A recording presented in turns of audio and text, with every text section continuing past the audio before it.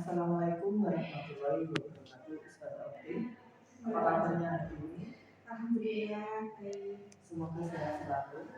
Perkenalkan, saya Ibrahim Hasanah dari Fakultas Pendidikan Agama Islam Universitas Muhammadiyah Ponorogo akan berbincang dengan Ustazah terkait tentang manajemen kelas. Saya akan mengajukan beberapa pertanyaan dengan Ustazah. Mohon berkenan memberi jawaban. Ustazah adalah narasumber yang tepat karena salah satu guru pendidikan agama Islam yang ada di sekolah atau lembaga yang berbasis Islam. Langsung saja nggih, Ustazah. Bisa ceritakan sedikit tentang latar belakang jenengan, bagaimana Anda atau jenengan memutuskan untuk menjadi pendidik di sebuah lembaga pendidikan yang berbasis Islam. Jadi saya memutuskan menjadi pendidik khususnya guru PAI itu karena memang berasal dari motivasi terbesar itu dari diri saya sendiri. Karena saya dulu ya istilahnya berasal dari sekolah negeri, oleh karena itu kuranglah tentang ilmu agama. Oleh karena itu saya sengaja memang ambil kuliah itu jurusan S1 PAI karena memang pengen mengajar agama. Dan mendapat sekolah di berbasis Islam. Iya. Yang selanjutnya, apa yang memotivasi jenengan untuk memilih profesi sebagai guru pendidikan? Itu selain dari diri sendiri, itu juga karena cita-cita saya. Memang dari kecil itu saya pengen jadi guru.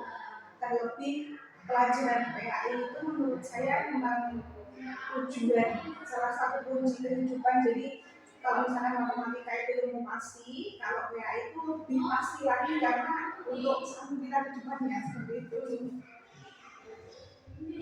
Menurut jenengan, apa itu manajemen kelas dan mengapa hal itu penting dalam lingkungan sekolah? Ya, manajemen kelas itu sangat penting menurut saya karena memang manajemen kelas itu bagaimana cara kita mengelola kelas yang baik. Tanpa manajemen kelas yang baik, kita tidak bisa mencapai tujuan pembelajaran itu. Jadi kita sebelum masuk kelas, kita harus paham apa itu manajemen, bagaimana cara mengelola kelas sesuainya dan sebagainya. Terus selanjutnya, bagaimana strategi jenengan yang efektif dalam mengelola kelas yang beragam? Ya, jadi yang pertama kita itu harus mengatur suasana kelas dulu menjadi lebih nyaman. Kemudian siswanya kita kondisikan terlebih dahulu bagaimana siswa tersebut harus lebih siap menerima pelajaran. Terus bagaimana cara kita mengajar, kesiapan kita untuk mengajar, mulai dari kita menyiapkan strateginya, metodenya, media pembelajarannya. Kemudian sebisanya kita tidak berdiri di satu posisi saja, jadi kita itu muter.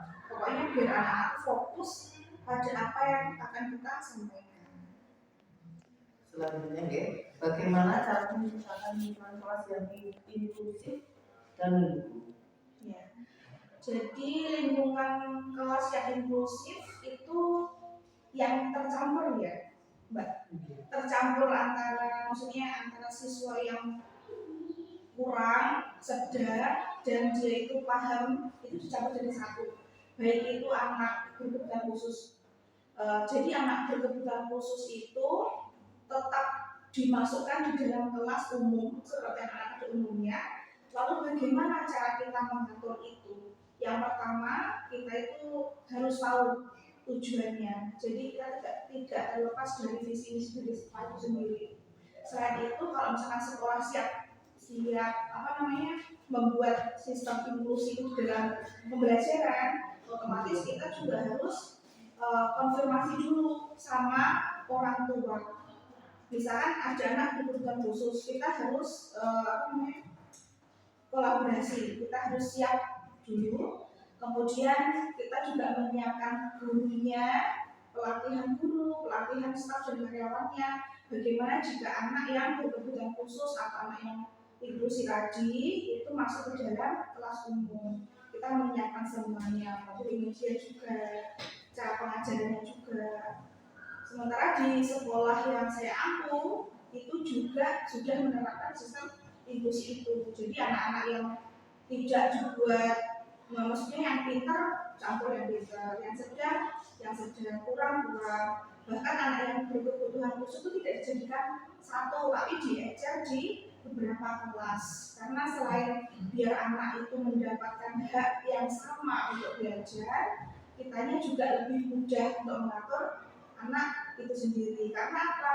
Kekurangan di sekolah kita itu tidak ada guru yang jurusan khusus ya untuk psikologi berkebutuhan khusus. Jadi anak yang berkebutuhan khusus, anak yang kurang menurut kita atau terlambat mengikuti pelajaran itu kita dekatkan posisi duduknya di tempat duduk yang paling depan atau di sebelah kita biar kita lebih mudah untuk mengajar. Terus selanjutnya, bagaimana cara jenengan itu memotivasi siswa untuk belajar dan berpartisipasi? Bagaimana cara jenengan memotivasi siswa untuk belajar dan berpartisipasi aktif dalam kelas? Ya, cara memotivasi itu yang pertama ketika kita masuk ke kelas itu kita siap dengan pertanyaan-pertanyaan yang bisa memancing keaktifan siswa yang sesuai dengan materi pembelajaran.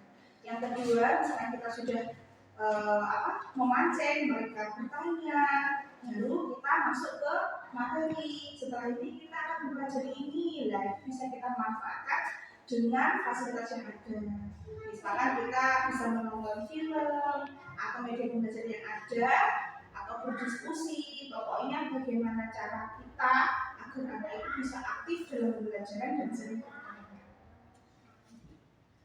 Bagaimana strategi untuk memberikan dukungan kepada siswa yang mengalami kesulitan ini? Ya, jadi strategi kita jika ada anak yang kesulitan belajar itu kita mengulang-ulang pelajaran. Jadi setelah kita memberi materi, kita tanya dulu sebelum lanjutkan ke materi berikutnya. Bagaimana? Ada yang sudah paham? Atau siapa yang belum paham? Sudah ulangi lagi. Jadi kita bertanyanya itu berlaku untuk semua siswa. Tidak apa-apa, nggak usah takut. Ayo nanti sudah ulangi lagi. Jadi itu sudah saya terapkan di kelas-kelas. Dan mereka pun yang belum paham juga tidak malu langsung katakan saya belum paham mas. Mana ini? Nah, bisa kita mulai seperti ini. Kalau misalkan mereka sudah paham, kalau sudah paham, kita beri rangkuman. Kita beri rangkuman materi tersebut itu bisa ketika waktu mau ulangan atau setelah pembelajaran itu selesai. Menurut jenengan ini, pendekatan apa yang paling efektif untuk menangani konflik antar siswa, apalagi siswa jenengan itu masih usia dini? Kalau anak masih kecil itu biasanya memang kita itu pendekatannya fokus pada masalah. Menurut jenengan, pendekatan apa yang paling efektif untuk menangani konflik antar siswa, apalagi siswa jenengan itu masih usia dini? Jika anak-anak kecil, anak masih usia dini, itu kalau kita menyelesaikan masalah diusahakan kita tidak ikut emosi. Jadi kita ada komunikasi terbuka, ada pendekatan yang seolah-olah kita itu memang menjadi ibu dan orang tua mereka. Kita tanyain terus kita itu tidak boleh fokus pada latar belakang anak. Misalkan ini yang sebenarnya anaknya anteng, berarti dia nggak salah, itu bukan seperti itu. Tapi kita harus fokus pada masalahnya. Kita tanyain pelan-pelan, terus kita beri gambaran. Kalau misalkan seperti ini nggak boleh ya, karena ini jadi kita beri alasan kenapa tidak boleh. Insya Allah mereka tentang pemilihan metode pengajaran ya.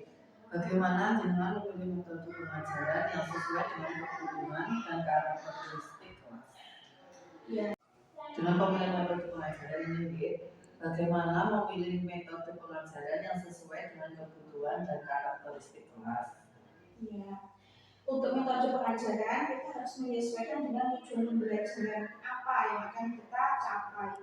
Misalkan pembelajaran sholat jenazah atau sholat duha atau sholat duha, nah itu kita menggunakan metode demonstrasi. Jadi metode demonstrasi itu praktek eksperimen. Soalnya kalau misalkan sholat jenazah atau sholat jumat itu tanpa praktek mereka itu susah untuk membayangkan.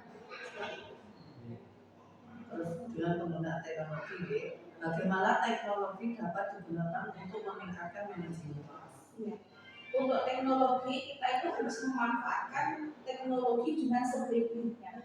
Kita menggunakan fasilitas yang ada, misalkan kita bisa menggunakan aplikasi atau PowerPoint atau keterampilan digital atau apapun itu yang bisa mengedukasi, dan kita harus menyesuaikan dengan materi pembelajaran yang akan kita lakukan. Bagaimana cara memberikan umpan balik yang baik kepada siswa pada proses pembelajaran di kelas? Ya, untuk memberi umpan balik itu kita sebisanya memberikan motivasi atau nasihat-nasihat. Kemudian kalau misalkan anak itu mencapai sesuatu hal itu kita harus memberikan reward, jadi mereka bersemangat. Bagaimana cara jenengan menjalin komunikasi yang efektif dengan orang tua siswa, kolaborasi dengan orang tua siswa? Untuk kolaborasi dengan orang tua siswa itu yang pertama kita harus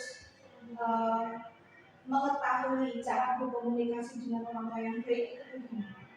Kemudian kita mendengarkan keluhannya, kita mendengarkan curhatannya, lalu bisa kita bertanya kepada orang tua bagaimana kebiasaan anak di rumah. Kita kalau misalkan ada kebiasaan anak yang misalkan kurang baik seperti game dan lain sebagainya, kita bisa menasihati anak itu di sekolah, karena memang anak-anak itu biasanya lebih manut, lebih nurut itu ke gurunya daripada ke orang tuanya. Kalau misalkan orang tua sama guru saling bekerja sama, insya Allah anak itu menjadi anak yang jauh lebih baik. Untuk peningkatan profesionalisme guru, dengan kan sebagai guru nih, bagaimana guru dapat terus meningkatkan keterampilan manajemen kelas mereka? Kita harus mengupgrade ilmu sebanyak-banyaknya, karena ilmu itu terus berkembang, jadi sebisanya kita itu tidak boleh ketinggalan zaman. Apa pesan yang jenengan untuk calon guru PAI dan seluruh guru yang berkecimpung di lembaga pendidikan berbasis Islam?